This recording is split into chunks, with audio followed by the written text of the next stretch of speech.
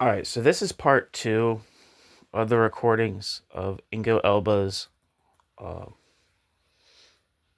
what's the piece called? Postcolonialism, Antisemitism, and Israel, the quote, progressive attack on the Jewish state and Holocaust memory.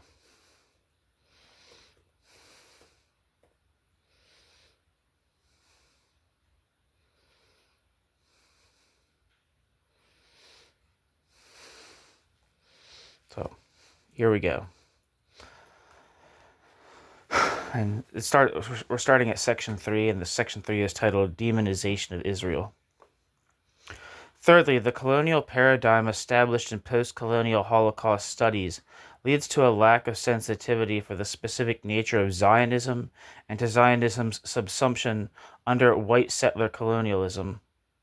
The accusation of colonialism against Zionism as such ignores the fact that Jews have always resided in the area that was named, quote, Palestine by the Romans, that they had a special cultural connection to Eretz Israel, and that their, quote, civilizing mission, end quote, parenthesis, which only partially existed alongside a, quote, positive Orientalism, end quote, was primarily directed at the Jewish people itself.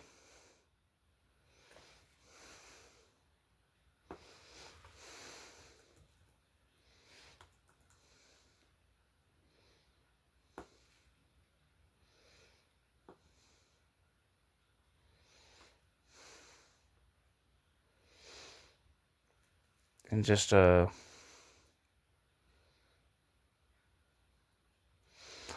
to look up Eretz Israel. And Eretz Israel just means the land of Israel. The land of Israel is the traditional Jewish name for an area of the southern Levant.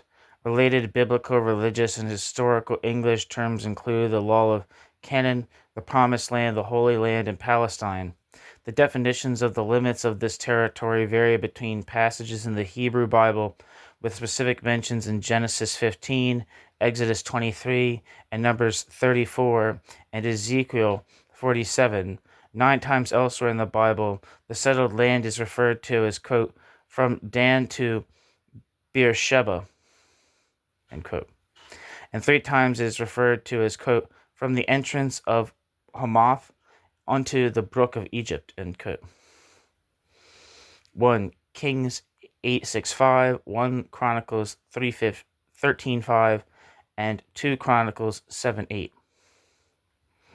These biblical limits for the land differ from the borders of established historical Israelite and later Jewish kingdoms, including the United Kingdom of Israel, the 2 kingdoms of Israel, Samaria and Judah, and the Hasmonean kingdom and the Herodian kingdom. At their heights, these realms ruled lands with similar but no identical boundaries. Jewish religious belief defines the land as where Jewish religious law prevailed and excludes territory where it was not applied. It holds that the area is a God-given inheritance of the Jewish people based on the Torah, particularly the books of Genesis, Exodus, Numbers, and Deuteronomy, as well as Joshua and the later prophets. Exodus 6:4, quote, I also established my covenant with them to give them the land of Canaan, where they resided as foreigners, end quote. My biblical knowledge is very weak. I feel like it might be Canaan. It's actually how you pronounce it. According to the book of Genesis, the land was first promised to God by Abraham's descendants. By God to Abraham's descendants. The text is explicit that this is a covenant between God and Abraham for his descendants. See Genesis 15:18-21. Quote, on the day the Lord made a covenant, end quote. Abram's name was later changed to Abraham, with the promise refined to pass through his son Isaac and the Israelites, descendants of Jacob, Abraham's grandson. This belief is not shared by most adherents of replacement theology or supersessionism, who hold the view that the Old Testament prophecies were superseded by the coming of Jesus, a view often repudiated by Christian Zionists as a theological error. Evangelical Zionists variously claim that Israel has title to the land by divine right, or by a theological, historical, and moral grounding of attachment to the land unique to Jews. The idea that ancient religious texts can be warrant or divine right for a modern claim has often been challenged, and Israeli courts have rejected land claims based on religious motivations. During the League of Nations Mandate period 1920 to 1948, the term, quote, Eretz Yisrael, or the, quote, land of Israel, was part of the official Hebrew name of Mandatory Palestine. Official Hebrew documents use the Hebrew transliteration of the word, quote, Palestine, Palestina, followed always by the two initial letters of Eretz Yisrael, something in Hebrew. The land of Israel concept has been evoked by the founders of the State of Israel. It often surfaces in political debates on the status of the West Bank, referred to in official Israeli discourse as the Judea and Samaria area. Back to the text.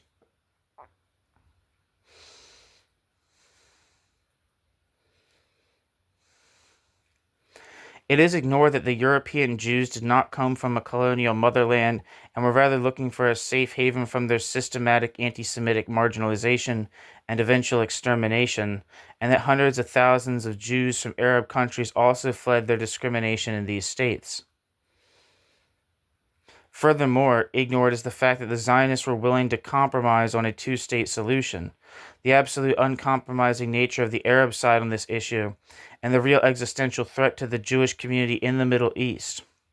Finally, the facts that the Yishuv had to assert its independence against the British mandate power, that the Zionists originally procured territories by buying land from Arab landowners at often horrendous prices, and not by stealing land, and that their aim was in no way to exploit the Arab population economically, speak against the accusation of colonialism.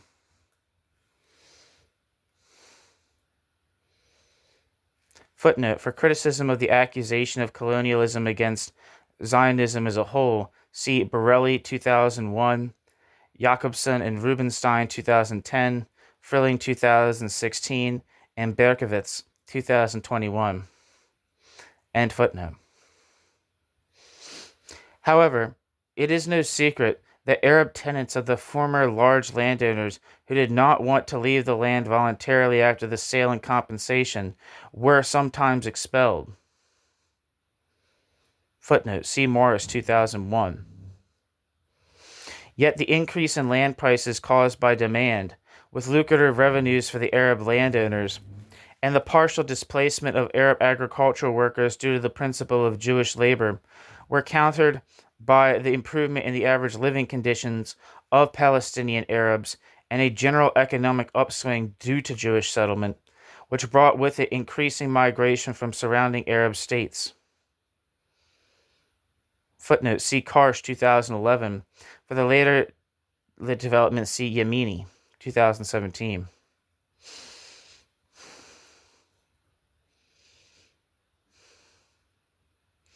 Moreover, large parts of the territory intended for the Jewish state were not Arab private property or were simply uninhabited. Footnote: the figures for the public share of land ownership vary between 65 and 70%. End footnote.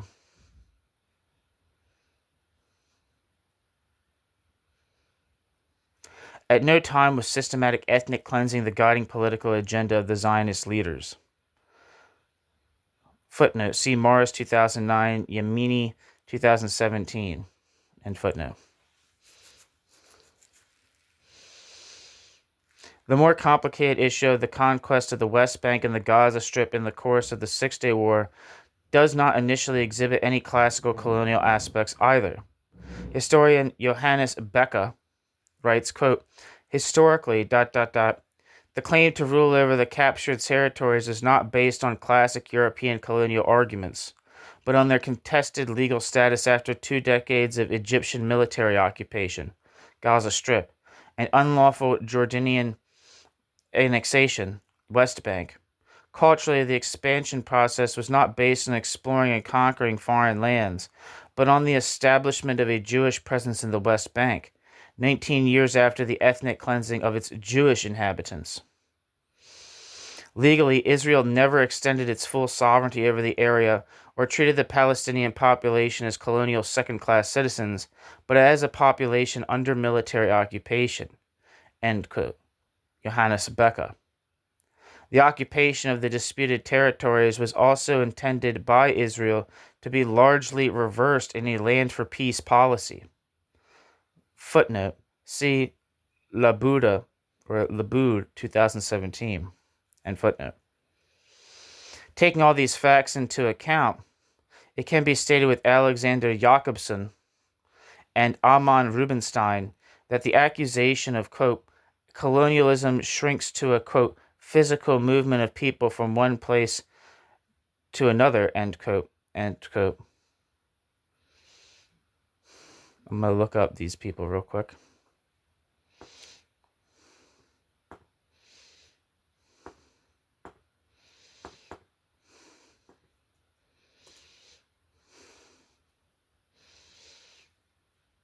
Says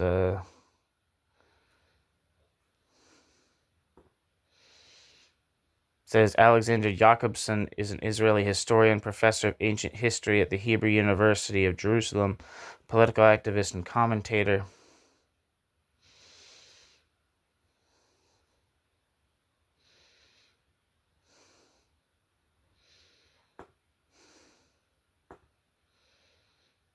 And Amnon Rubinstein says, Amnon Rubinstein lived from 1931 to 2024 and was an Israeli legal scholar, politician, and recipient of the Israel Prize, a member of the Knesset between 1977 and 2002.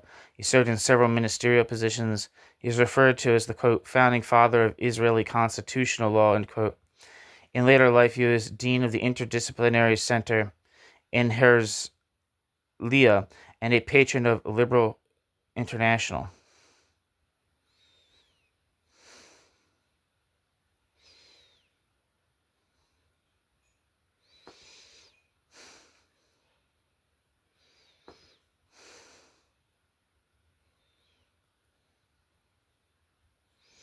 Following Beck's assessment, quote, Occidentalist stereotypes can be identified in the post-colonial image of Israel, which operate with a, quote, culturalist fundamental attribution error, end quote.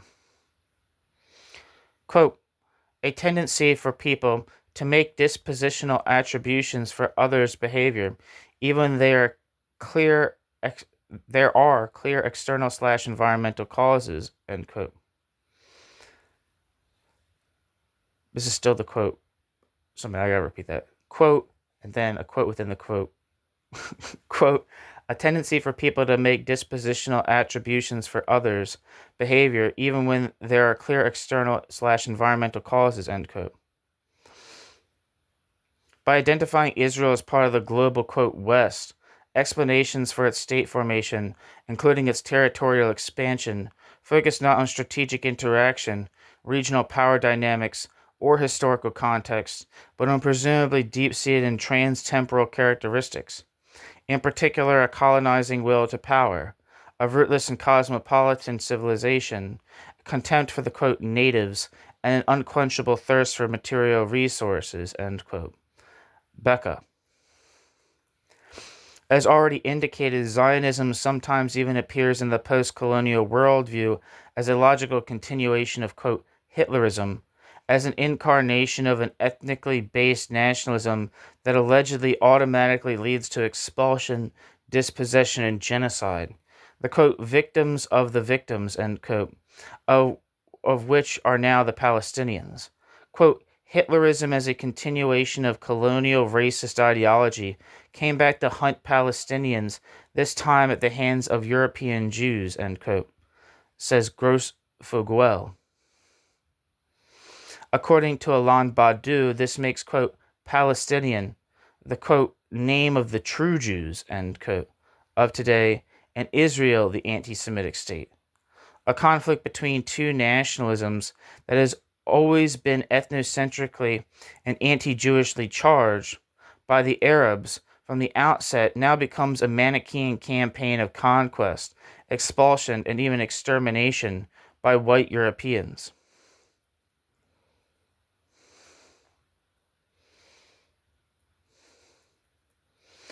There's a couple footnotes here. Footnote 1. According to Ian Buruma and Avishai Margalit, Occidentalism is an anti-liberal reaction to the economic, social, and cultural modernization that first began in the, quote, West. Occidentalism is a condemnation of the West as a, quote, mass of soulless, decadent, money-grubbing, uprooted, faithless, and unfeeling parasites, end quote.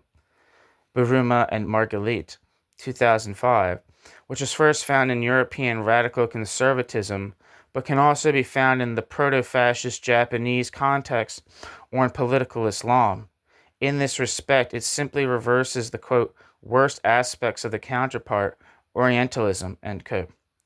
The fight against, quote, West toxification, end quote, as it is propagated in Islamism, has thus been found in Europe itself since the beginning of modernity.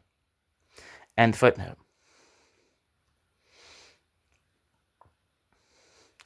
Footnote. However, in view of the Arab-Palestinian side's constant refusal to accept the UN partition plan, 1947, or Israel's peace offers, for example, 1967, 2000, 2008, which would have made the establishment of a Palestinian state possible, it should be emphasized, quote, this was not a conflict between two national movements, each seeking first and foremost its own independence, but rather about one group, the Arabs, seeking first and foremost to foil the independence of another, the Jews, end quote. Schwarz and Wilf. End footnote.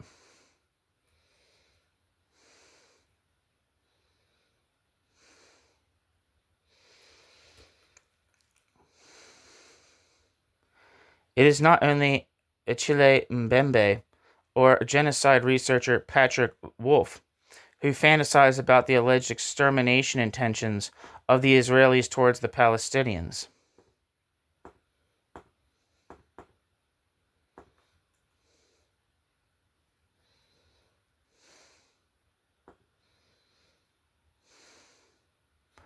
Wikipedia says Patrick Wolf lived from 1949 to 2016 and was an English historian and scholar who wrote and lived in Australia. Born into an Irish Catholic and German Jewish family in Yorkshire, England, his works are credited with establishing the field of settler colonial studies. Patrick Wolf also made significant contributions to several academic fields, including anthropology, genocide studies, indigenous studies, and the historiography of race, colonialism, and imperialism. Back to the text. It is not only Achille Mbembe or genocide researcher Patrick Wolf who fantasize about the alleged extermination intentions of the Israelis towards the Palestinians, who, like the camp inmates in the Warsaw Ghetto or the Nazi concentration camps, are supposedly reduced to the, quote, status of the living dead, end quote. Mbembe, only to be disposed of as superfluous, as, quote, garbage, end quote. Mbembe, 2020. According to Mbembe, the Israelis are determined on a, quote, fight to the finish, end quote. Quote, since what they are willing to do is to go all the way, carnage, destruction, incremental extermination, end quote. Mbembe. Mbembe insists that this, quote, fanatical dynamic of destruction, end quote, Mbembe 2020, is based on an alleged fantasy of omnipotence of the modern subject, which leads to denying the real dependence of this subject on, quote, the others, in the form of a, quote, delusion of separation, end quote, and fighting against an imaginary enemy. In the case of Israel, however, all this is to be complemented by the allegedly particularistic Jewish idea of chosenness, which is supposedly hostile towards other peoples. Quote, the Talion principle of the Old Testament, end quote. Mbembe. And the religious mode of justification of Jewish nationalism, which, in conjunction with the allegedly fetishized status of the Jews as victims of the Holocaust, is said to provide special apocalyptic resources for a, quote, sanctified terror, end quote, Mbembe, with no end against innocent substitute objects.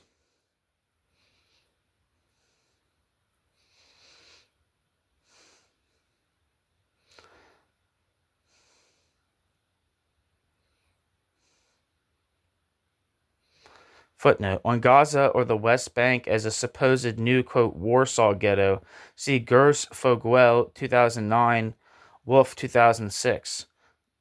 Page 404, quote, nevertheless, as the Palestinians become more and more expendable, Gaza and the West Bank are becoming less and less like Bantustans and more like reservations, or for that matter, like the Warsaw ghetto, end quote. Wolf. End footnote.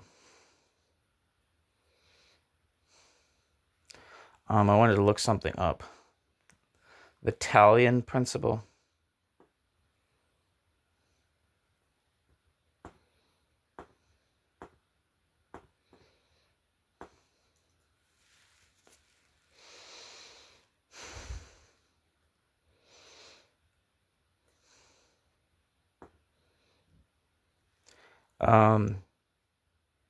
It looks like it means eye for an eye. An eye for an eye is a commandment found in the book of Exodus 21:23-27, expressing the principle of reciprocal justice, measure for measure. The earliest known use of the principle appears in the Code of Hammurabi, which predates the writing of the Hebrew Bible, but not necessarily oral traditions. The law of exact retaliation, or reciprocal justice, bears the same principle, that a person who has injured another person is to be penalized to a similar degree by the injured party. In softer interpretations, it means the victim receives the estimated value of the injury and compensation. The intent behind the principle is to restrict compensation to the value of the loss.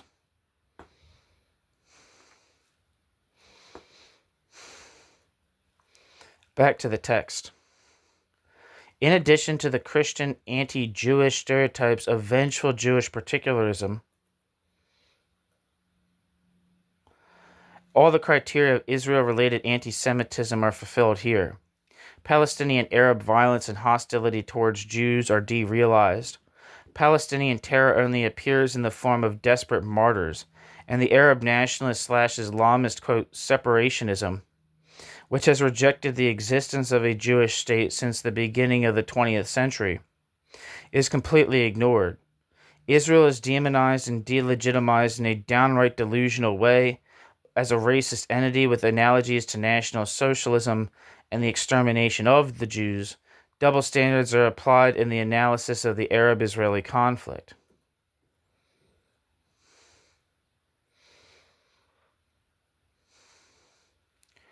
Indeed, the texts of post-colonial authors on the Israeli-Arab conflict are full of omissions of crucial facts, grotesque exaggerations, perpetrator-victim reversals, complete suppression of Arab agency, and legends.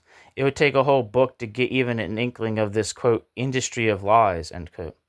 Yamini, 2017.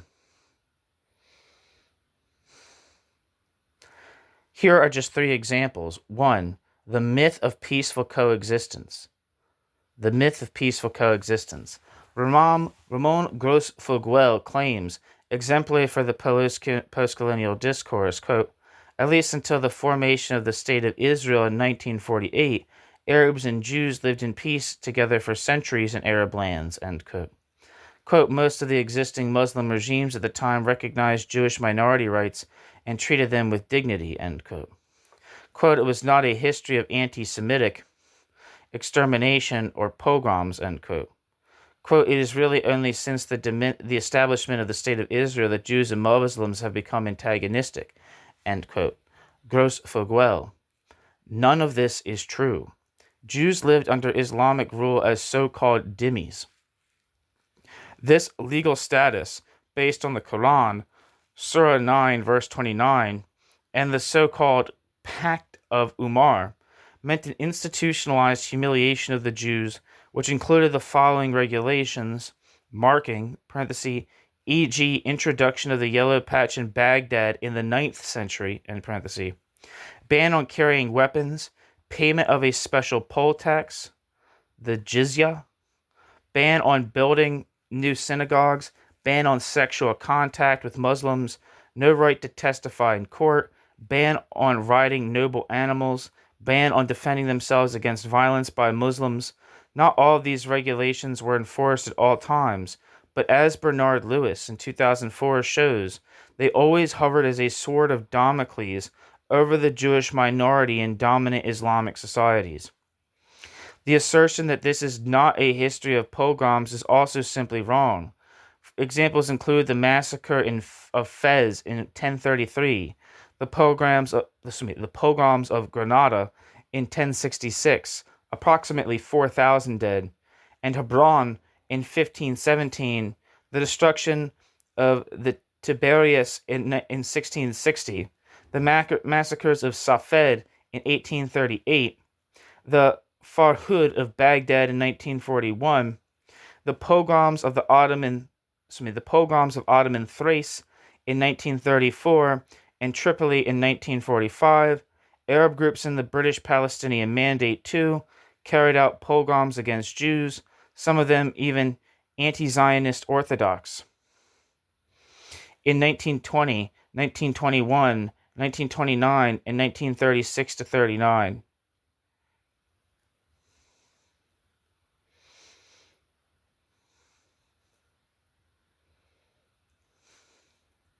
Two, the myth of Palestinians' quote, right of return, end quote.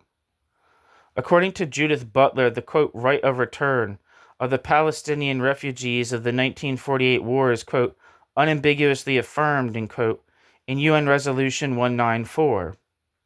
However, Butler conceals the fact that the Palestinian refugee problem was the result of a war of aggression planned by the Arabs as a campaign of expulsion and extermination against the Yishuv, and that the Palestinian Refugee Organization, UNRWA, UNRWA, has invented a singular definition of refugeedom.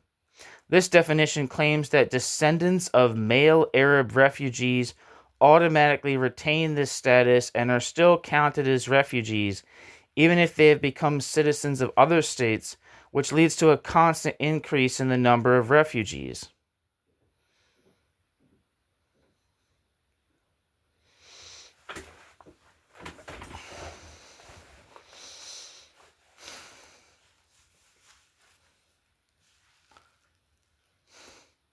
Footnote. The fact that UNRWA repeatedly denies precisely what it demonstrably practices, namely to establish a singular refugee status, further demonstrates its character as a political propaganda organization.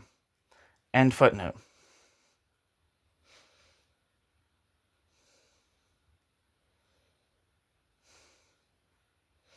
For example, 2.2 million Jordanian citizens continue to be counted as, quote, For example, 2.2 million Jordanian citizens continue to be counted as Palestinian refugees, while the UNHCR Convention clearly states in this case, quote, this convention shall cease to apply to any person falling under the terms of Section A, bracket, meaning refugee status, end bracket, if, he has acquired a new nationality and enjoys the protection of the country of his new nationality, end quote.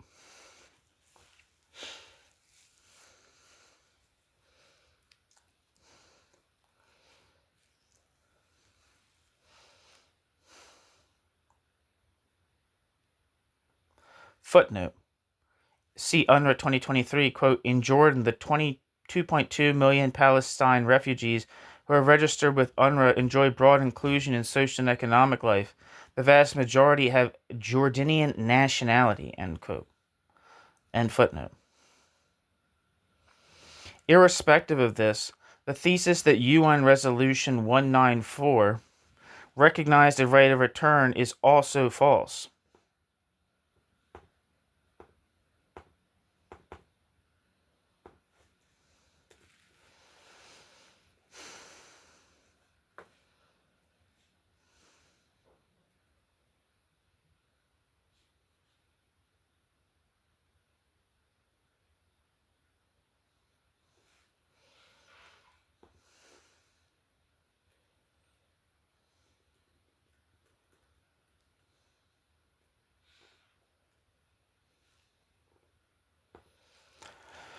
Sorry.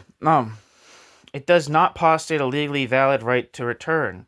As a resolution of the UN General Assembly, it is not legally binding. Resolution 194 states that a return should be permitted, not mandatory. It ties the return to the peaceful condition of the returnees. Parenthesis, a condition that cannot simply be generally assumed to be fulfilled after years of violent conflict, and the fulfillment of which is also difficult to verify in individual cases, in parentheses.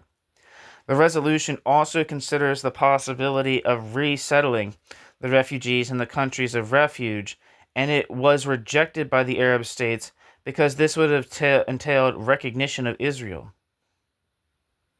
Incidentally, it is this supposed, quote, right of return, end quote, whose interpretation since 2000 by the PLO as a non-negotiable, individual and inalienable right has led to the Palestinian side rejecting several peace officers and state-building opportunities.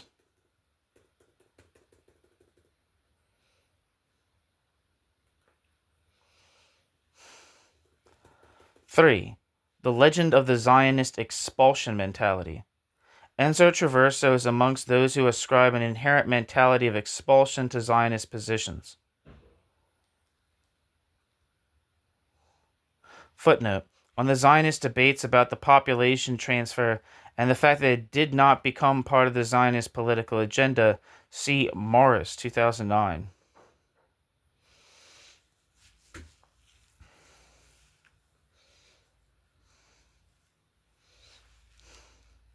End footnote. Enzo Traverso claims, quote, Nazi anti-Semitism offered al-Husseini a reservoir of arguments with which he could justify his pan-Islamic anti-Judaism. Fascism provided Jabotinsky with a model of radical nationalism. The former wanted an Islamist Palestine without Jews, the latter a Jewish Palestine without Arabs, end quote. Enzo Traverso. What is correct in relation to Amin al-Husseini is wrong in relation to Jabotinsky. The latter unequivocally upheld the principle of dual indigeneity of Jews and Arabs in Palestine. Quote, first of all, quote, Jabotinsky wrote, quote, I regard the displacement of the Arabs from Palestine, in whatever form this should take, as absolutely impossible. There will always be two peoples in Palestine, end quote. Jabotinsky. In a future Jewish state, Jabotinsky writes further, quote, the principle of equal rights for all citizens, regardless of race, creed, language, or class, should apply without restriction in all areas of public life, ... The Hebrew and Arabic languages should have equal rights and enjoy the same legal status, ... The plots of land should be allocated to Jewish and Arab applicants, ... under the supervision of the land court, regardless of nationality, end quote. Jabotinsky. A Jewish majority was to be achieved through immigration, not through the expulsion of the Arab population. The historian Benny Morris shows, for the Zionist discourse as a whole, that discussions about population transfers only played a greater role in the years when the Yishuv was subjected to a series of pogrom waves and uprisings by the conservative Arab fractions. 1920, 1921, 1929, 1936, which uncompromisingly fought against the idea of a Jewish homeland in Palestine, and only after the alliance of the leader of the Palestinian National Movement, Amin al-Husseini,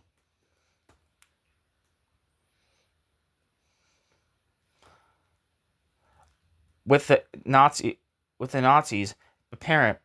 Let me repeat that sentence. I fucked up. I accidentally went back to a page.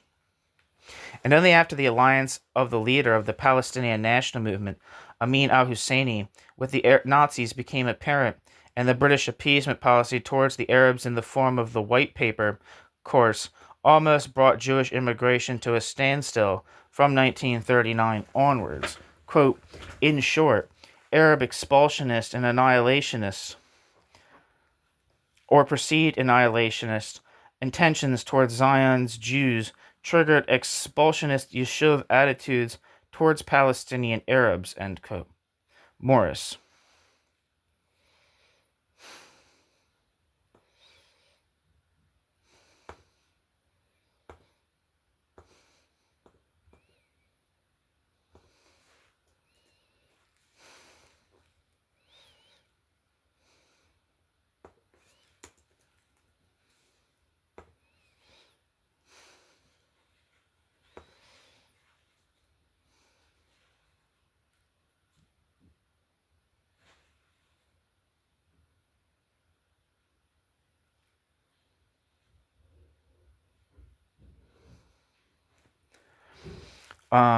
Wikipedia, the White Paper of 1939 was a policy paper issued by the British government led by Neville Chamberlain in response to the 1936-39 Arab revolt in Palestine. After its formal approval in the House of Commons on the 23rd of May, 1939, it acted as the governing policy for mandatory Palestine from 1939 to the 1948 British departure. After the war, the mandate was referred to the United Nations. The policy, first drafted in March 1939, was prepared by the British government unilaterally as the result of the failure of the Arab Zionist London Conference. The paper called for the establishment of a Jewish national home and an independent Palestinian state within 10 years, rejecting the Peel Commission's idea of partitioning Palestine. It also limited Jewish immigration to 75,000 for 5 years, and ruled that further immigration would then be determined by the Arab majority. Jews were restricted from buying Arab land in all but 5% of the mandate.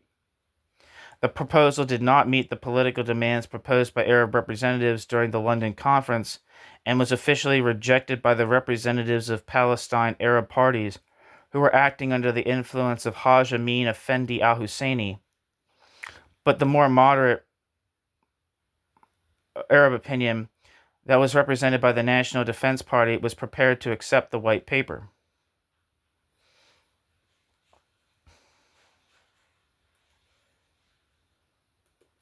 Zionist groups in Palestine immediately rejected the White Paper and led a campaign of attacks on government property that lasted for several months. On the 18th of May, a Jewish general strike was called.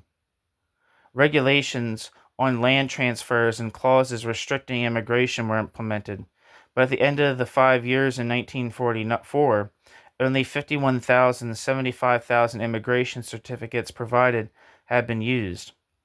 In light of this, the British offered to allow immigration to continue beyond the cutoff date of 1944 at a rate of 1,500 per month until the remaining quota was filled. From December 1945 to the 1948 end of the mandate, 1,500 additional certificates for Jewish immigrants were allocated each month. Key provisions were ultimately never to be implemented, initially because of cabinet opposition after the change in government, and later because of preoccupation with World War II.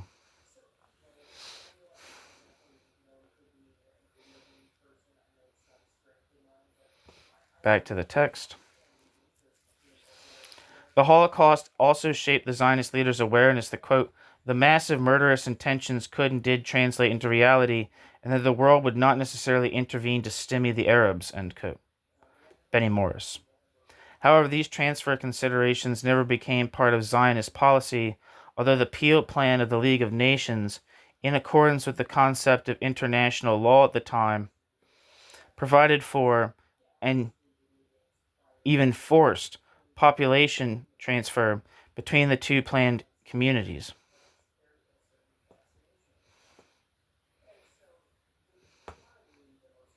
Quote, no decision was taken in 1947 to 48 by the Yeshiv's leadership bodies, to expel, quote, the Arabs, end quote.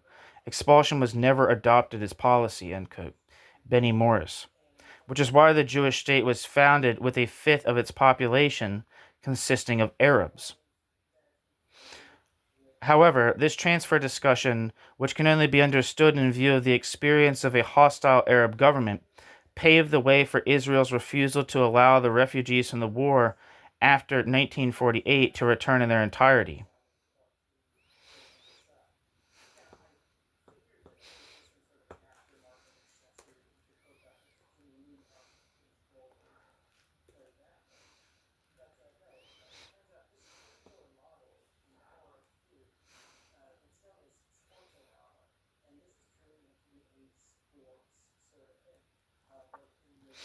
Wikipedia says the Peel Commission, formerly known as the Palestine Royal Commission, was a British Royal Commission of Inquiry headed by Lord Peel, appointed in 1936 to investigate the causes of conflict in Mandatory Palestine, which is administered by the United Kingdom following a 6-month-long Arab general strike.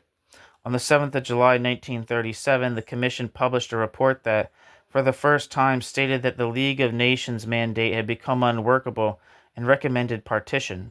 The British cabinet endorsed the partition plan in principle but requested more information. Following the publication in 1938, the Woodhead Commission was appointed to examine it in detail and recommend an actual partition plan. The Arab leadership opposed the partition plan. The Arab Higher Committee opposed the idea of a Jewish state and called for an independent state of Palestine, quote, with protection of all legitimate Jewish and other minority rights and safeguarding a reasonable British interest, end quote. They also demanded cessation of all Jewish immigration and land purchase. They argued that the creation of a Jewish state and lack of independent Palestine was a betrayal of the word given by Britain. The Zionist leadership was bitterly divided over the plan. In a resolution adopted at the 1937 Zionist Congress, the delegates rejected the specific partition plan, yet the principle of partition is generally thought to have been, quote, accepted or, quote, not rejected outright, end quote, by any major faction. The delegates empowered the leadership to pursue further negotiations. The Jewish Agency Council later attached a request that a conference be convened to explore a peaceful settlement in terms of an undivided Palestine. According to Benny Morris, Ben Gurion and Weizmann saw it, quote, as a stepping stone to some further expansion and the eventual takeover of the whole of Palestine, end quote.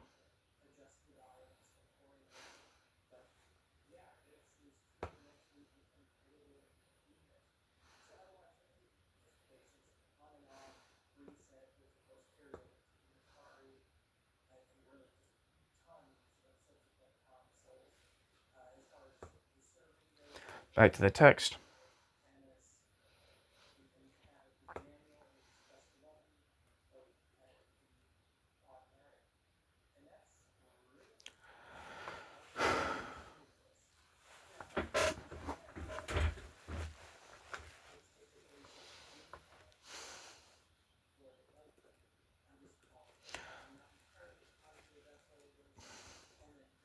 The attitude shaped by such legends is combined by post-colonial academics with an anti-Israeli activism that has been forming around the BDS boycott campaign for several years. It takes the form of a number of open letters or institutional boycotts of Israeli and non-Israeli Jewish academics and artists who do not distance themselves from Zionism. It should be emphasized that leading representatives of the German and international cultural sector and representatives of post-colonial minted fields such as literary studies, gender studies, and Middle Eastern studies propagate and support this political activism. Footnote: see Feuerherd and Merkel, or for Feuerherd and Merkel 2020. And there's a footnote that I missed, which says, it is sometimes claimed that Plan D, formulated during the 1948 war, was a plan for the ethnic cleansing of Palestine. In March 1948, the Yishuv was on the defensive due to Arab attacks on supply routes. The USA threatened to withdraw its agreement to the UN partition plan, and the Arab armies were planning their invasion for the date of the British withdrawal from Palestine. To meet these challenges, the Haganah went on the offensive and began to implement Plan Dalet. Plan D, quote, called for securing the areas earmarked by the United Nations for Jewish statehood and several concentrations of Jewish population outside those areas, West Jerusalem and West Galilee. The roads between the core Jewish areas and the border areas where the invading Arab armies were expected to attack were to be secured, end quote. Benny Morris, 2008. This is not a plan for, quote, the ethnic cleansing of Palestine, end quote. Plan D is guided by the military logic of securing the hinterland and transporting routes from attacks by Arab militias.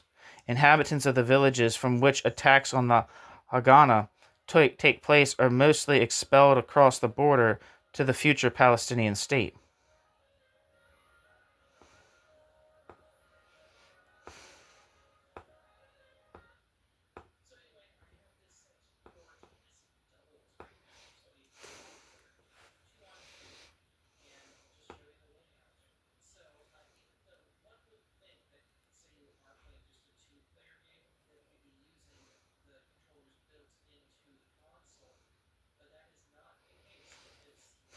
And Wikipedia says, Plan Dalet, or Plan D, was a Zionist military plan executed during the 1948 Palestinian War for the conquest of territory in Mandatory Palestine in preparation for the establishment of a Jewish state.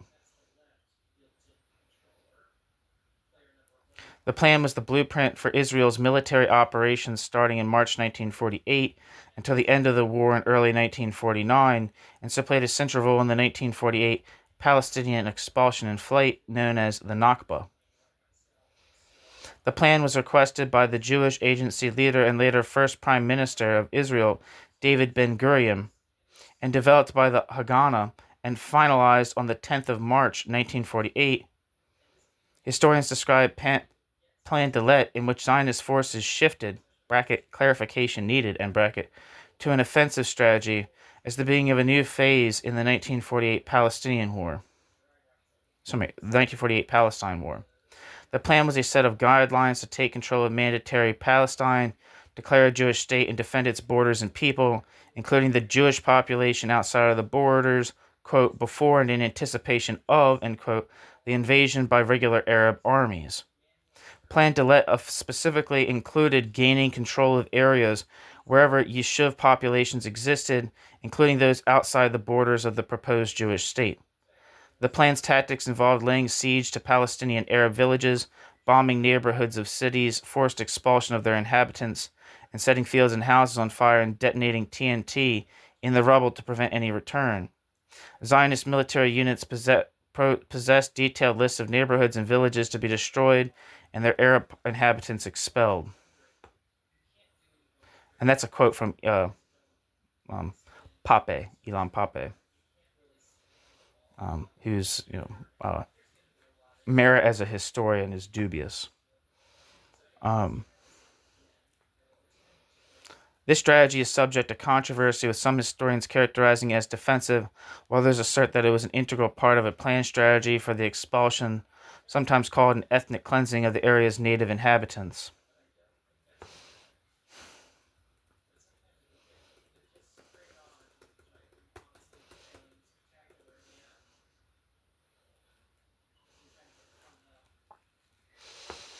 And I'll leave it up to you to decide what the significance of when Israel was founded, why it had a 20% Arab non-Jewish population.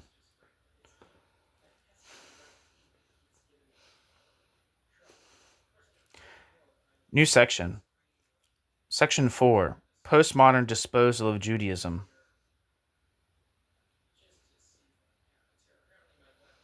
Fourthly, the condemnation of Zionism takes on a genuinely postmodern connotations.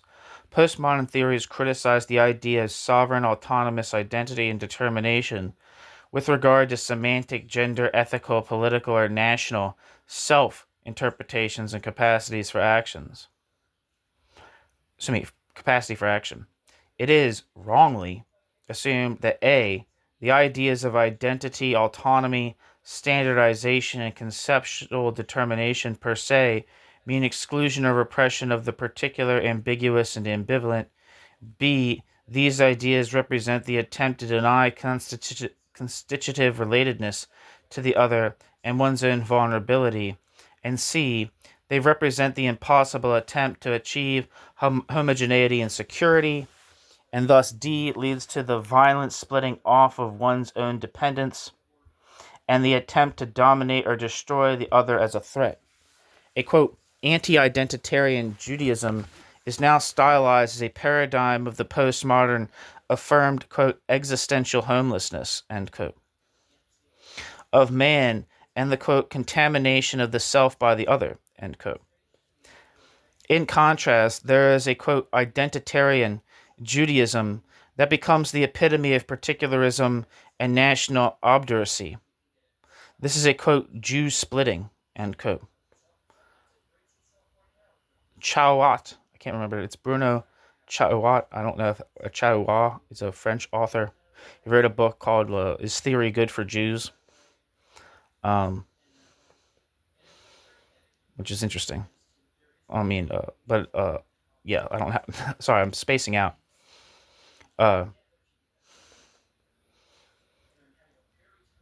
Yeah, I just didn't know how to pronounce his name. Let me go back a little bit.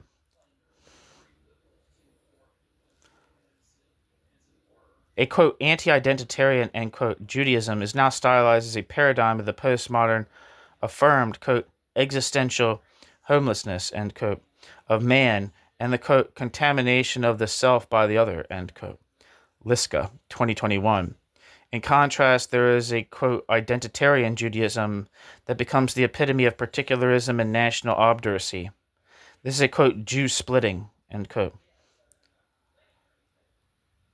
Chawa, I don't know how to say his name, reminiscent of Christian Jew hatred. On the one hand, the, quote, true Jew is the dead Jew of the Holocaust, and the latter disspecified as an expression of general misanthropy. On the other hand, he is the one who stands for diaspora, dispersion, and ultimately the transgression of one's own identity through nonviolent surrender to, quote, the other. Alain Badiou bluntly constructs the abstruse chain of equivalence. Jew equals migrant equals minority equals universalism equals revolution. Footnote, quote, the basic anti-Semitism ... consists of hostility to wandering, to minorities, to the universal, to revolutions, end quote, Badiou. End footnote. The true Jew is left with merely serving as a symbol for the universal oppression of all disenfranchised people and their struggle against discrimination, internment, and exclusion. In this metamorphization of Jewishness and romanticism of the diaspora, Vivian Liska rightly speaks of, quote, the blurring of the difference between forced exile and cosmopolitanism, end quote. Exile, quote, is built into the idea of the Jewish, end quote. As Judith Butler expresses her concept, quote, in this sense, to, quote, be a Jew is to be departing from oneself, end quote. Butler.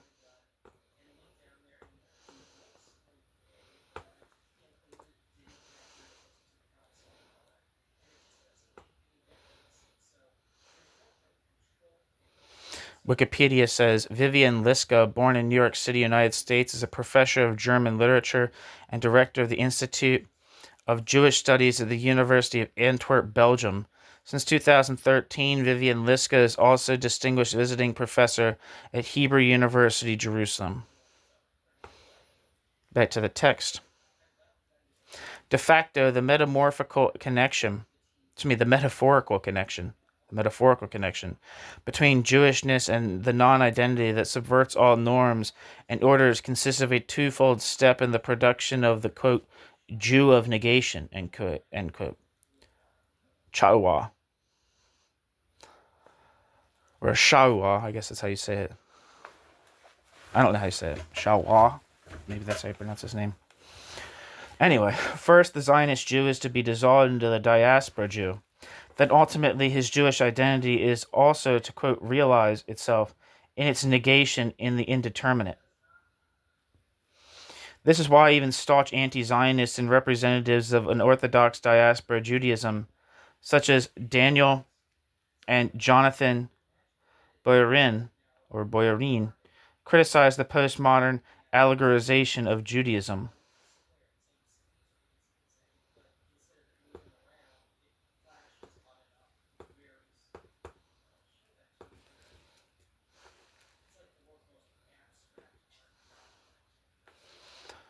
Jonathan Boyarin, born 1956, is an American anthropologist whose work centers on Jewish communities and on the dynamics of Jewish culture, memory, and identity.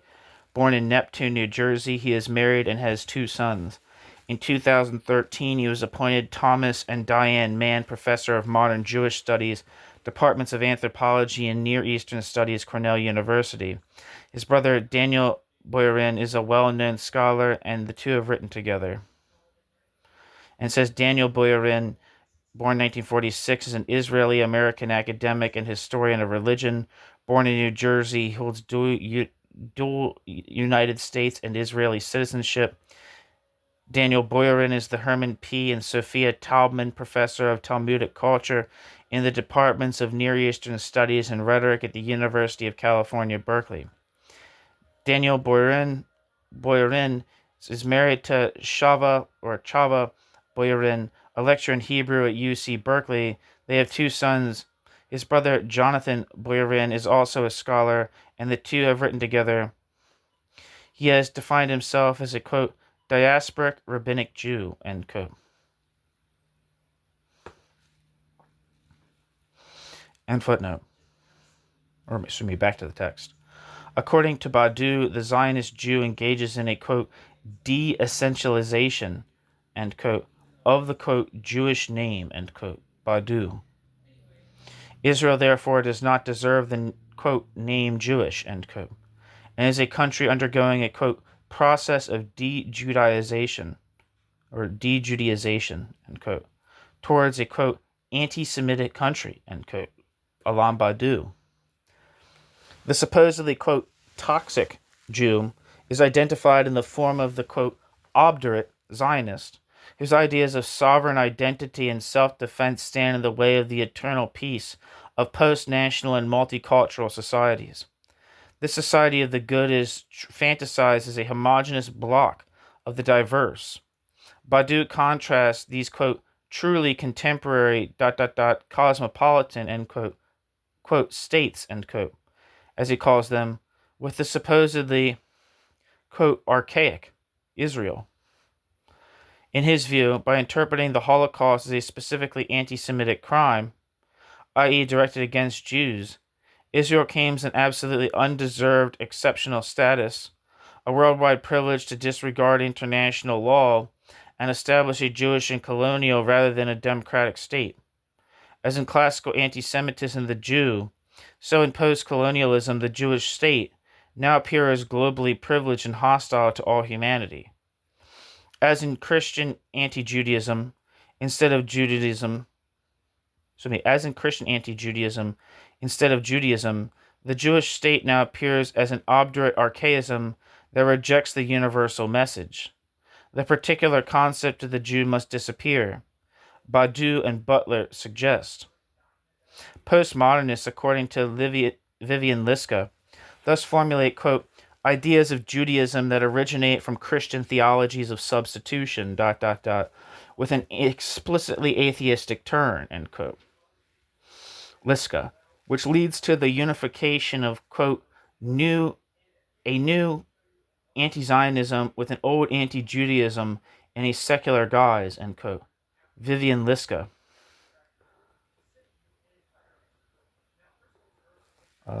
Bruno Schauer. Let's actually just look it up. Why am I doing this to myself?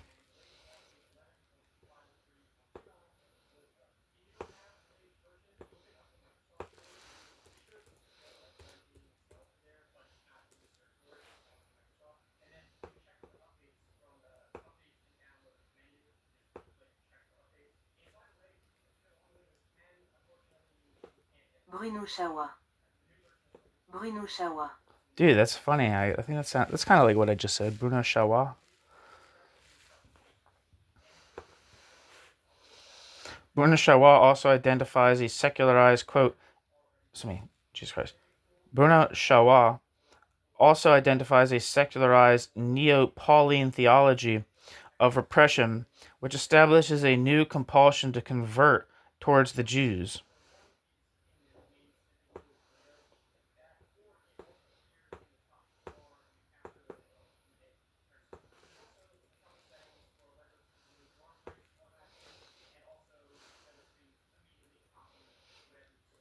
Wikipedia says, Pauline Christianity or Pauline theology, also known as Paulism or Paulinity, otherwise referred to as Gentile Christianity, is the theology and form of Christianity that developed from the beliefs and doctrines espoused by the Hellenistic Jewish apostle Paul through Paul's writings and those New Testament writings traditionally attributed to Paul.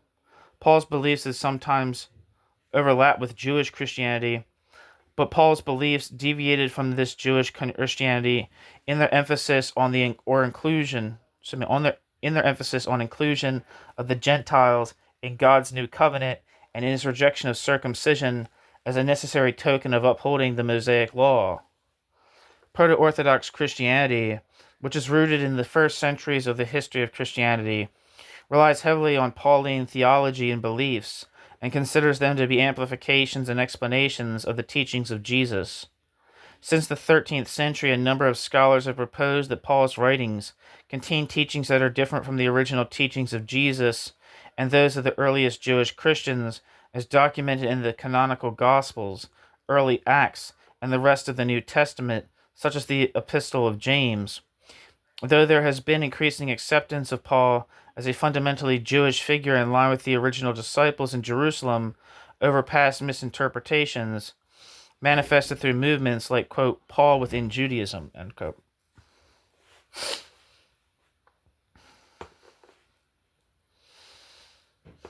Back to the text. In Christianity, Judaism had been split into a, quote, spiritual and a, quote, carnal Judaism, whereby the, quote, spiritual Jewish biblical heritage had always been regarded as Christianity, avant la lettre, while the actual Jews, on the other hand, were seen as sticking to the letter, obdurate, particularistic misanthropes who killed their prophets and did not understand the meaning of their scripture referring to Jesus Christ. Footnote, on this see Nuremberg 2015. The postmodern doctrine now advocates, quote, the Pauline distinction between letter and spirit, law and faith. Paul's dialectics founded Christianity by defining the Jew either as virtual Christian or as a fossil, end quote. Shoah.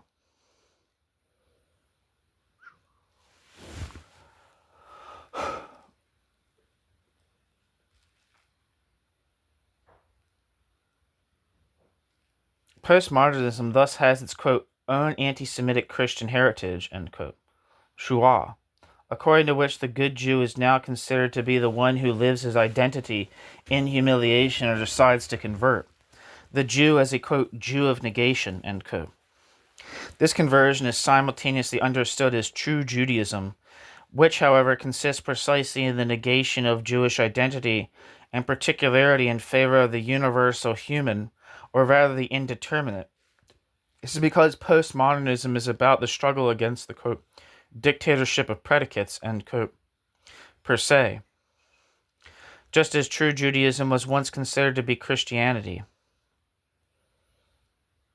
Jewish existence is therefore only not a quote, problem that raises a, quote, Jewish question. If the Jews, quote, convert, or, as Badu puts it, break with the idea of a non-universal Judaism, this project of eliminating Judaism in the name of Judaism, parenthesis, with Paul as the exemplary Jew, end parenthesis, leads to redemptive anti-Judaism in the name of a global, quote, New Palestine, end quote. Liska. I think it was Vivian Liska, is her name.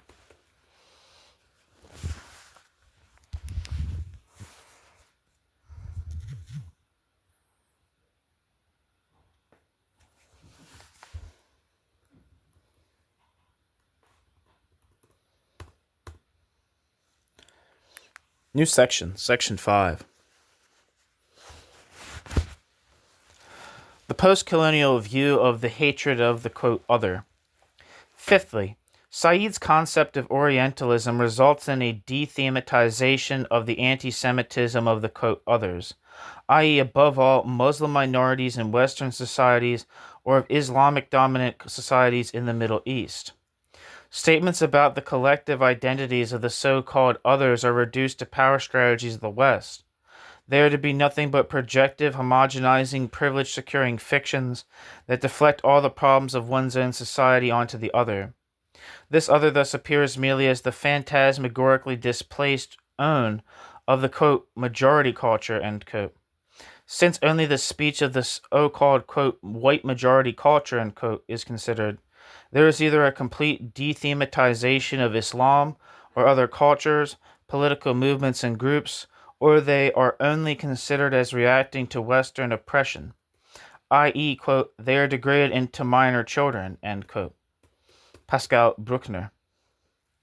In the case of the Arab-Israeli conflict, Adi Schwartz and Einat Wilf rightly speak of, quote, Westsplaining, a, quote, paternalistic, even neo-colonial attitude that refuses to take Palestinians at their word, end quote.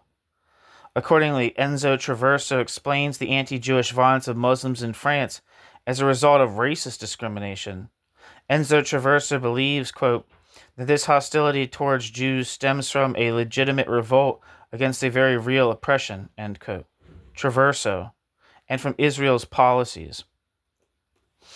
Moreover, the Jewish communities themselves are to blame if they are confused with Israel and become the target of violence because they show such clear solidarity with the Jewish state. Quote, in addition, the confusion is deliberately perpetuated by spokespersons of the Israelite communities who claim to represent the Jews in their entirety and at the same time proclaim unconditional support for Israeli policy.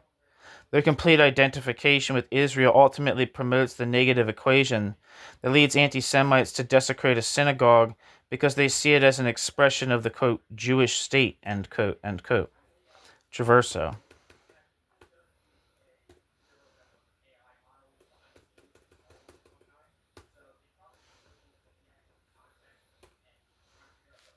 Jesus Christ. Footnote. Similarly, Nyman, 2021, quote, but since the images of the attacks on Gaza, parenthesis, in which 66 children fell victim, in parenthesis, went around the world, German media focused on the scenes of demonstrators chanting, quote, shitty Jews, end quote, in front of a German synagogue. It is indignantly claimed that Israeli policy should not be confused with the Jews living in Germany. But if criticism of this policy is constantly stigmatized as anti-Semitic, we should not be surprised if such a danger of confusion arises, end quote. Nyman. And there's another footnote that I missed. It says, on the implied, quote, racism of reduced expectations, end quote. See critically Kunzel 2019, pages 158 to 61, and on the Eurocentric erasure of, quote, culture as an explanatory factor for terror, see Biscamp 2014 and Landis 2018.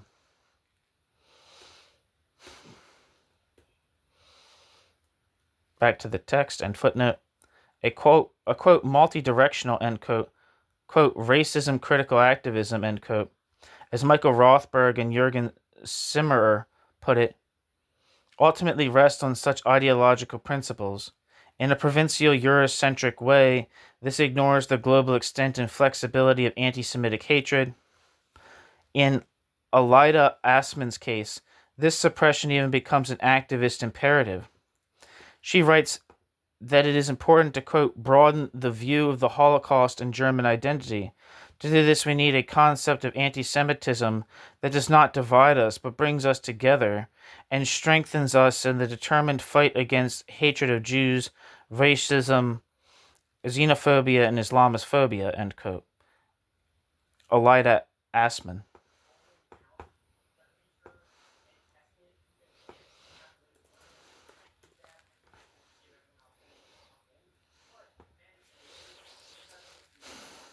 Wikipedia says Alida Assmann is a German professor of English and literary studies who studied Egyptology and whose work is focused on cultural anthropology and cultural and communicative memory.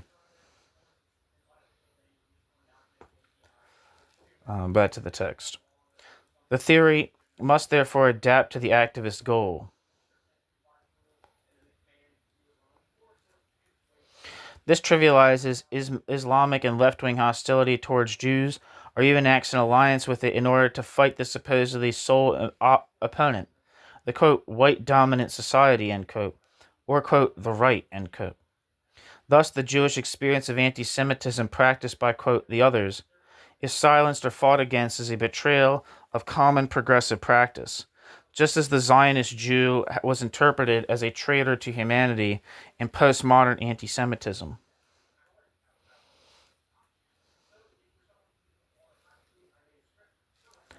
The desired anti-racist alliance is, as I have already said, often one that includes anti-Semites themselves. Michael Rothberg explicitly calls for a, quote, openness to the possibility of strange political bedfellows, end quote. The liaison between left-wing anti-imperialists and Islamists, i.e. Islamo-Gauchism, it means like Islamo-leftism in French, can take on forms such as Judith Butler's, who believes that, quote, understanding Hamas and Hezbollah as social movements that are progressive on the left, part of a global left, is extremely important, end quote. Butler cited in Salisbury 2018 and on YouTube 2017, minute 5:59.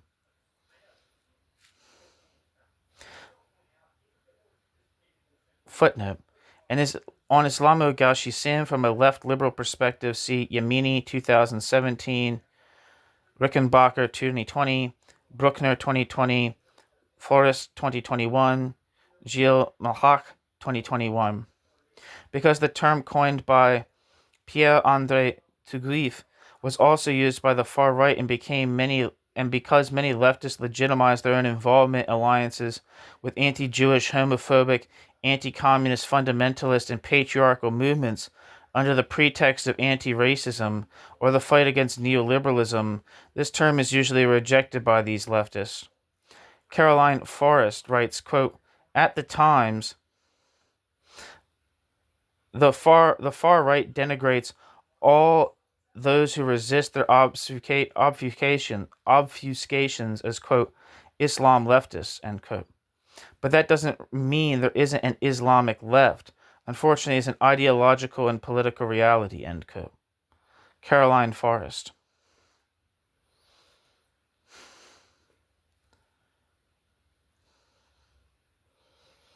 And footnote. Footnote. A detailed analysis of this statement and Butler's subsequent smokescreen strategy can be found in Salisbury 2018.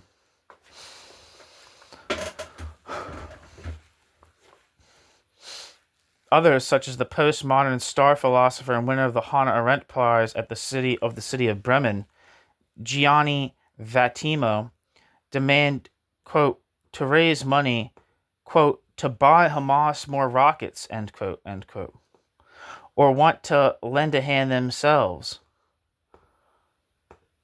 Quote, I'd like to shoot those bastard Zionists, end quote.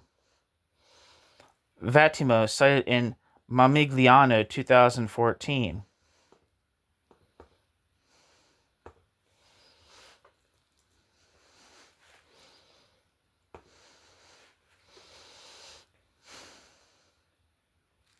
Footnote.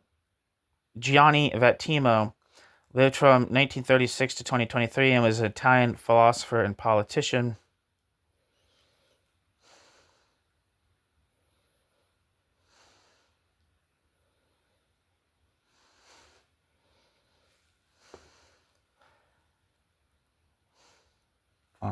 And footnote. Usher me back to the text. Andreas Malm, an influential theorist on the climate policy left, also wants to express his, quote, admiration for the heroes of the resistance in Gaza, headed by Mohammed Daif,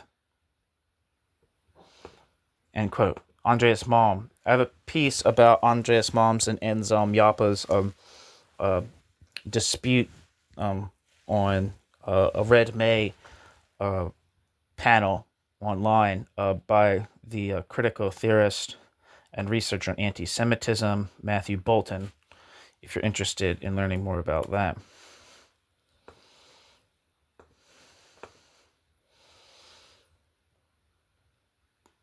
Daif, the chief of staff and supreme commander of the military wing of Hamas, is supposedly merely directed against the, quote, proto-genocidal right, end quote, of the, quote, Zionist entity, end quote. Mom, according to YouTube 2021.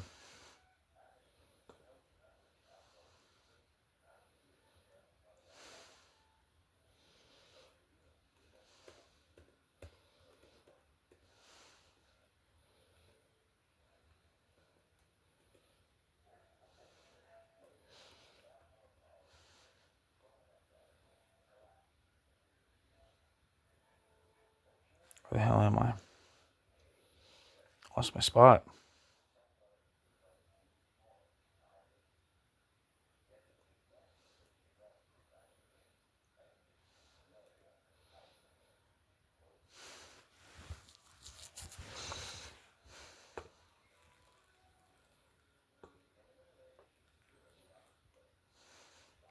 Mohammed Daif, better known, was a Palestinian militant and head of the Izz al-Din al-Qassam Brigades, the military wing of the Palestinian nationalist Sunni Islamist organization Hamas.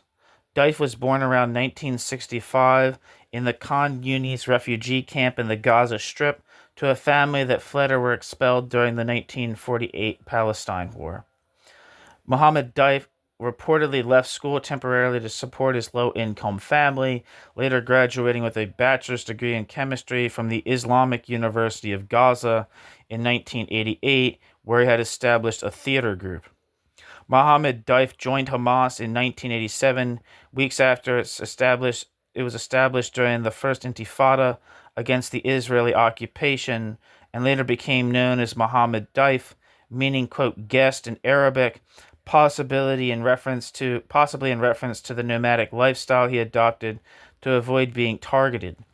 During the 1990s and early 2000s, Mohammed Daif planned several suicide bombing attacks, including the 1996 Jaffa road bus bombings. He became the head of the Al-Qassam Brigades in 2002 and developed the group's capabilities, transforming it from a cluster of amateur cells to organized military units. He masterminded the group's strategy of combining rocket attacks on Israel with tunnel warfare and was central to planning the 2023 Hamas-led attack on Israel that initiated the Gaza War. Mohammed Daif has been on the Israeli military's most wanted list since 1995 for killing Israeli soldiers and civilians. Mohammed Daif was detained by the Palestinian Authority at Israel's request in 2000 before escaping months later.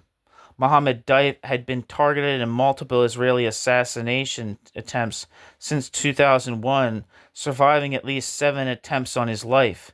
His wife, infant son, and 3-year-old daughter were killed in an Israeli airstrike in 2014. The United States and the European Union added Mohammed Daif to their terrorism list in 2015 and 2023, respectively. Israel assassinated Daif in an airstrike on al-Mawasi on the 13th of July 2024. After denying for over 5 months that Daif died in the airstrike, Hamas eventually confirmed his death on the 30th of January 2025.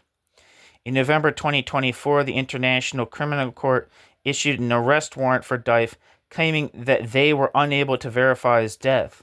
The warrant was canceled in late February 2025. Back to the text.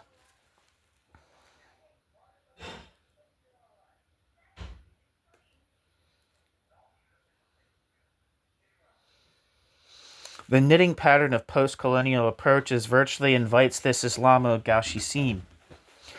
Despite all the invocations of complexity and intersectionality, the motif of Western, quote, coloniality is declared to be the main criterion of historical observation, philosophical reflection, and social criticism to which everything is to be subordinated.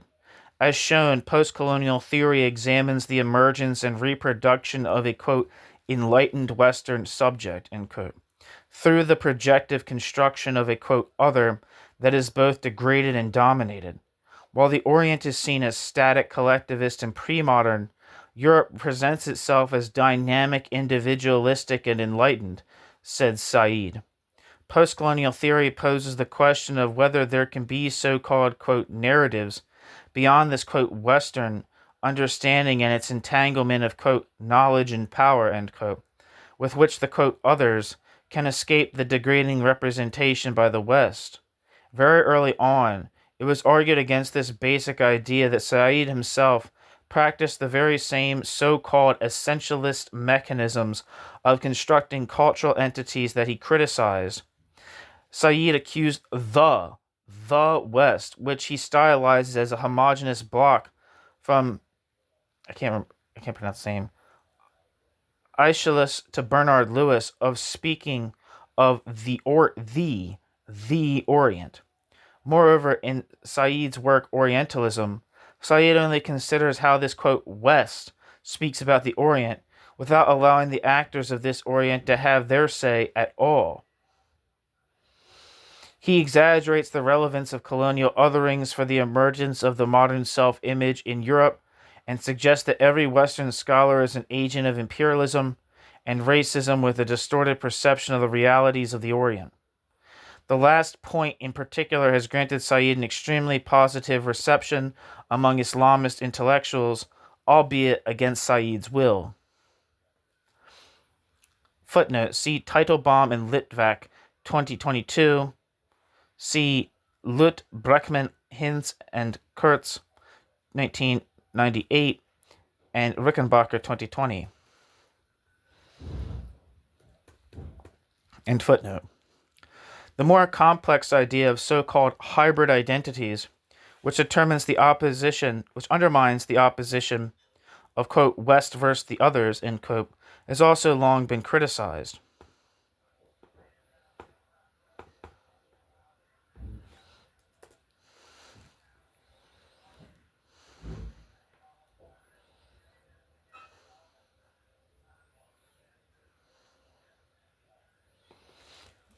Oh, I want to look this term up. I'm sorry.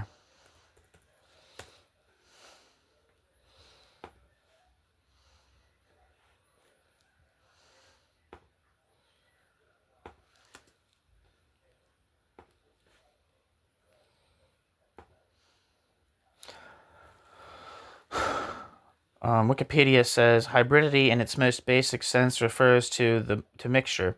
The term originates from biology and was subsequently employed in linguistics and in racial theory in the 19th century. Hybridity's contemporary uses are scattered across numerous academic disciplines and is salient in popular culture. Hybridity is used in discourses about race, postcolonialism, identity, anti-racism, and multiculturalism, and globalization, developed from its roots as a biological term.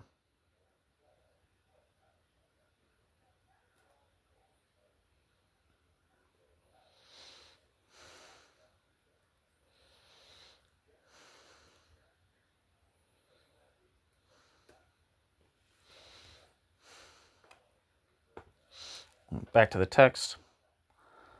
According to postcolonialism, colonized people appropriate Western ideas through a kind of mimicry and reinterpret those ideas subversively from their ethno-cultural point of view. Prominent postcolonial representatives are also explicitly include the worldviews of traditional Indian or Islamic elites among the subalterns silenced by the West.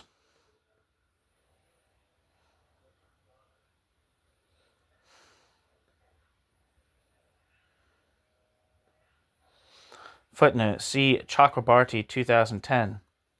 They propagate that a, quote, hybrid form of Western modernity in these local traditions could bring about decolonization and form the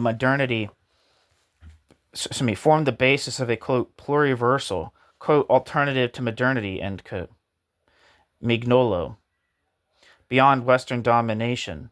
However, as the Indian philosopher Mira Nanda and Iranian sociologist Haideh Mohisi criticize, this paves the way for the idea of a culturally relative interpretation of human rights and allows authoritarian elites of the so-called, quote, global South to brand the idea of individual liberties as Western imperialism.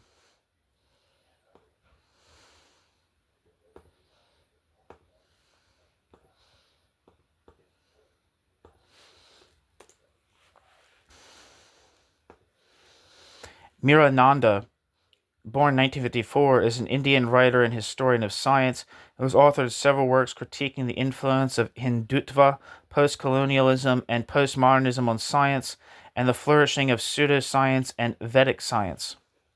Mirananda taught history of science at the Indian Institute of Science Education and Research, IISER, Mohali from 2009 to 2017, and later from 2019 to 2020. She was a guest faculty in Humanities and Social Sciences at the ISER Pune. In 2023, Mirananda became a fellow with the Committee for Skeptical Inquiry.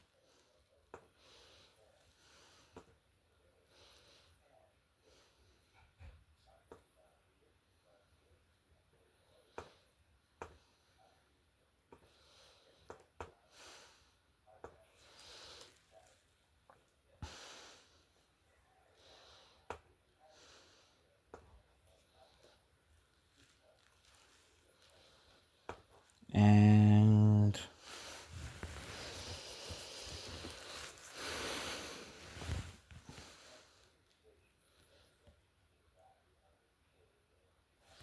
not really seeing too much on Haide Maghisi. It just says she was a founder of the Iranian National Union of Women and member of its first executive and editorial boards before leaving Iran in 1984. Back to the text.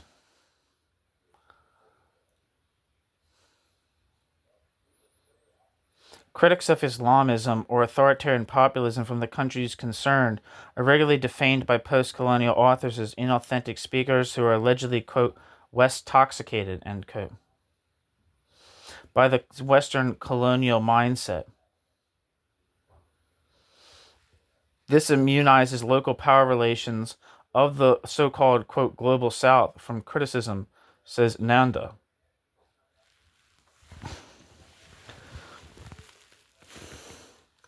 Footnote. See Nanda 2001. Despite all concepts of hybridity, not only is non-Western colonialism generally ignored, says Monika Albrecht, but a, quote, devaluation of the Western world, end quote, is, quote, always present in post-colonial studies, end quote. A devaluation that also provides authoritarian, quote, global players, end quote, such as China, Russia, or Saudi Arabia, with, quote, rhetorical ammunition against, quote, the West, end quote, end quote. Quote, these new global players, end quote, Monika Albrecht continues, quote, are not least using Europe's colonial past to cast their presence on the African continent in a better light, whereby references to, quote, European colonialism, end quote, are intended not least to distract from their own neo-colonial actions, end quote. A post-colonial discourse that merely brands Western democracies as incurably colonial actors and proves to be compatible with the strategies of the imperial powers, such as China, is its, quote, itself provincial and Eurocentric, end quote. Monika Albrecht.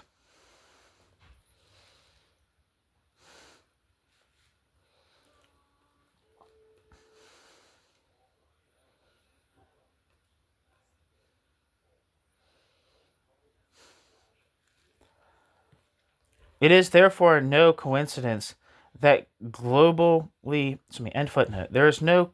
It is therefore no coincidence that globally influential, quote, decolonial intellectuals, such as the Argentinian literary scholar Walter Mignolo, believe that, quote, in the 1960s and 1970s, Arab Islamic intellectuals, Sayyid Qutb, Ali Shariati, Ayatollah Khomeini, clearly formulated decoloniality, end quote.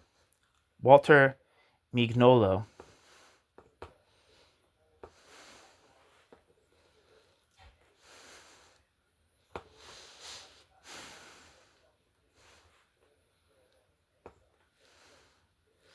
Wikipedia says Walter Mignolo, born 1941, is an Argentine semiotician, School for Advanced Studies in Social Sciences, and professor at Duke University who has published extensively on semiotics and literary theory, and worked on different aspects of the modern and modern colonial world, exploring concepts such as decoloniality, global coloniality, the geopolitics of knowledge, transmodernity, border thinking, and pluriversality.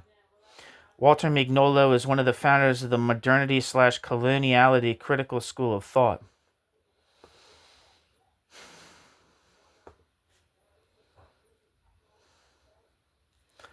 While it remains unclear with Mignolo what exactly qualifies the Islamists in question to be included in the armada of, quote, epistemic subversion, end quote, the post-colonial philosopher Susan Buck-Morss is somewhat clearer. Although she initially distances herself from fundamentalism in the style of lip service, Susan Buck-Morss claims that the representatives of the Frankfurt School and the Islamist Sayyid Qutb were united in their object of criticism. Quote, the Western modernity that Qutb and others attacked was in fact the impoverished tradition of instrumental reason, possessive individualism, and lack of social consciousness that the members of the Frankfurt School and other European Marxists were criticizing from within, end quote. Susan Buck-Morss. This supposed overlap with the fact that Islamic Arab intellectuals could also make use of Western set pieces of a critique of the West, parenthesis, and vice versa, in parenthesis, is claimed to be the intellectual basis, quote, to join forces in a critique of Western reason in its impoverished, neoliberal, instrumentalized form, end quote. It is about a, quote, attack launched both from within and without, end quote.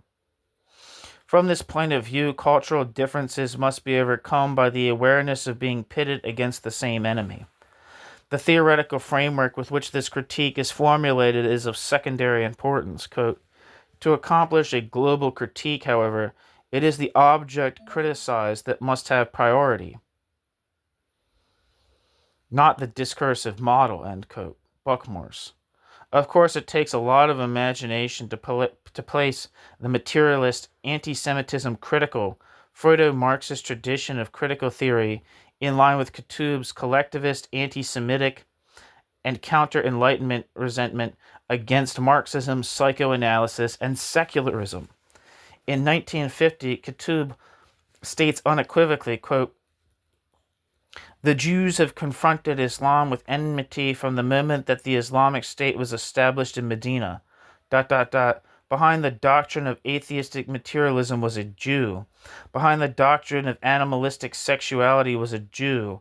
And behind the destruction of the family and the shattering of sacred relationships in society, was a Jew, end quote. Sayyid Qutb. Openly anti-Semitic jihadists are thus incorporated into the, quote, decolonial project. And indeed, Islamic anti-Semitism is an exemplary, quote, hybrid form, end quote, of traditional Islamic hostility towards Jews and European modern anti-Semitism. The fact that post-colonials then distance themselves from Islamic or, quote, indigenous fundamentalism, end quote, and speak vaguely of a, quote, non-state democracy in the dialogue of peoples, end quote, does not convince. For according to the post-colonials, this democracy should by no means be the Western liberal one, which is often qualitatively equated with the ostensibly rejected Islamic fundamentalism. The Indian historian Dipesh Chakrabarty speaks murmuringly of a democracy, quote, that we can neither fully comprehend nor anticipate, end quote. It is therefore not enough to simply shout, quote, count us in, end quote, to merely demand that post-colonial approaches open up towards Judaism and sensitize towards anti-Semitism.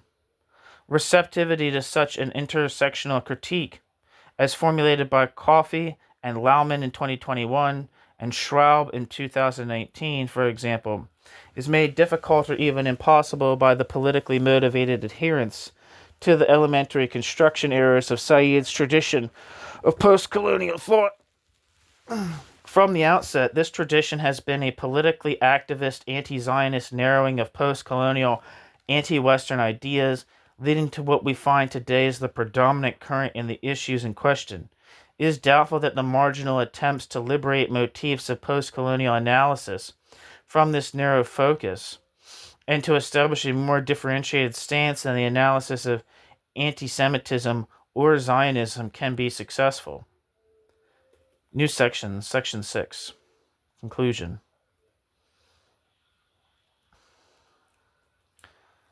For 200 years, for 2,000 years, hatred of Jews as an irrational attempt to project and misheal conflicts that the individual or group perceives as threatening to their society has been adapting to the dominant ideology of a culture or society.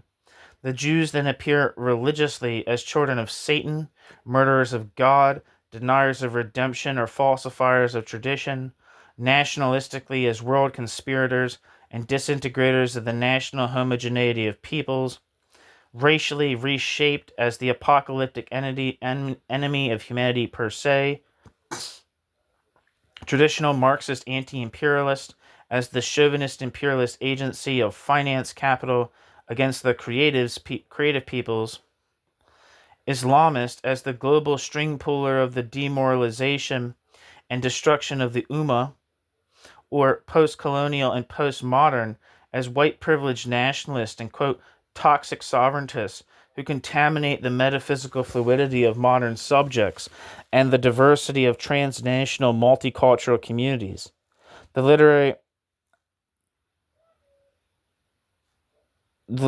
scholar Bruno Schwa, one of the few researchers in the field of postmodern anti-Semitism, puts it this way, quote, Jews are never where they ought to be. They're always in an awkward, somewhat anachronistic position vis-a-vis the dominant ideology. Cosmopolitan in a nationalistic Europe, capitalist in a communist Russia, Bolsheviks in Nazi Germany, nationalist in post-national Europe, end quote. Schwa. As unsettling as it may sound, relevant parts of the post-colonial academic and political scene had developed an ideological template whose resistance to experience and aggressive potential for enemy declaration are remarkable. The, quote, construction of a pseudo-reality, end quote, which Adorno spoke of in connection with classical anti-Semitism, has been transferred to the West's latest, quote, critical self-interpretation, perhaps also self-destruction movement.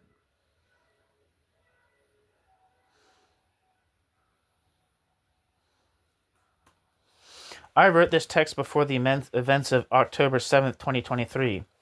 The open cynical joy or the perpetrator-victim reversals that were expressed in the face of the unbearable images of the kidnapping, slaughter or raping of Jewish women, slaughter or rape of Jewish women, children, young and old people, in the anti-imperialist and post-colonial public, can be understood as a new radical level of empty and cold equidistance, of brutalization, of tacit open collaboration with apocalyptic anti-Semites of Islamist provenance on the part of large sections of the global left. It must be clearly stated that these leftists, who perceive the Arab-Israeli conflict through the reality-depleted template of post-colonialism, will show solidarity with Islamists and anti-Semites even when these commit the biggest anti-Semitic pogrom since the Holocaust. After the 7th of October 2023, it would not be an exaggeration to assume that such a left will also welcome the expulsion and murder of large parts of Israel's Jewish population as an act of decolonization and see the victims as self-inflicted. I had previously assumed that the left would weep crocodile tears in such a case, while even the celebration of murder, expulsion, rape, and humiliation to their allies in the Arab and Islamic world. The reactions to Kfar Aza and Be'erai have taught me otherwise.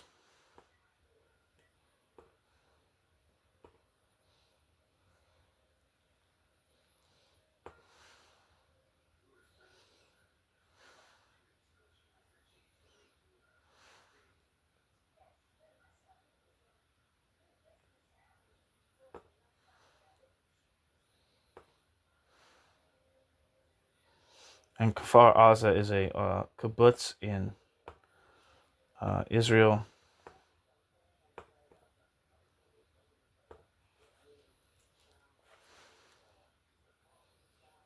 and Be'erai.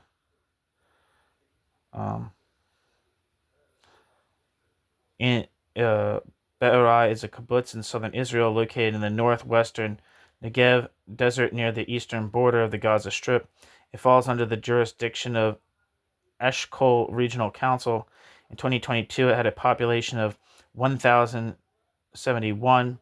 During the massacre of Be'erai by Hamas in the 7th of October attack, over 130 people were killed. The superfood mankai was developed by the kibbutz.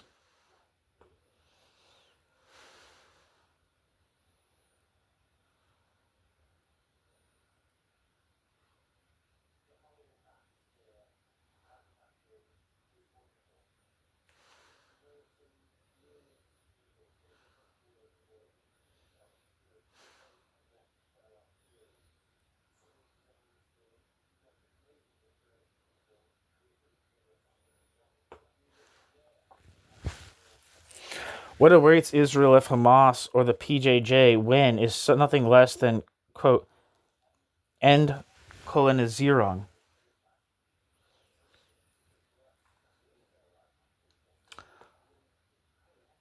Perhaps the representatives of the Bremen branch of the propaganda organization Palestine Speaks were not even aware of the truth about the corresponding, quote, Palestinian resistance they're expressing with this probably accidental spelling mistake.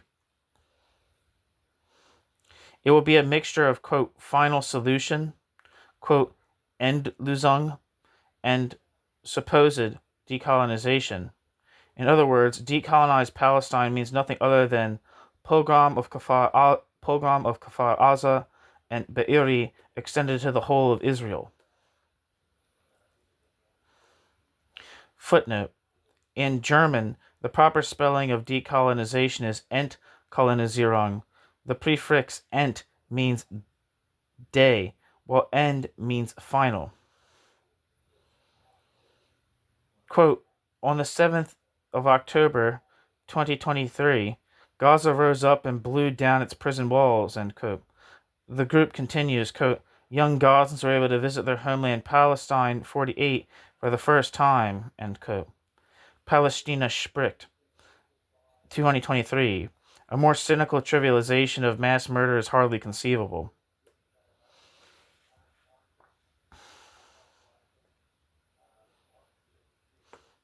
That's end footnote. That's the end of the piece. Thank you so much for listening. Again, this is part 2 of, let's go back to the title, reread the title one last time. Postcolonialism, Antisemitism in Israel, the, quote, progressive attack on the Jewish state and Holocaust memory. All right, thanks for listening.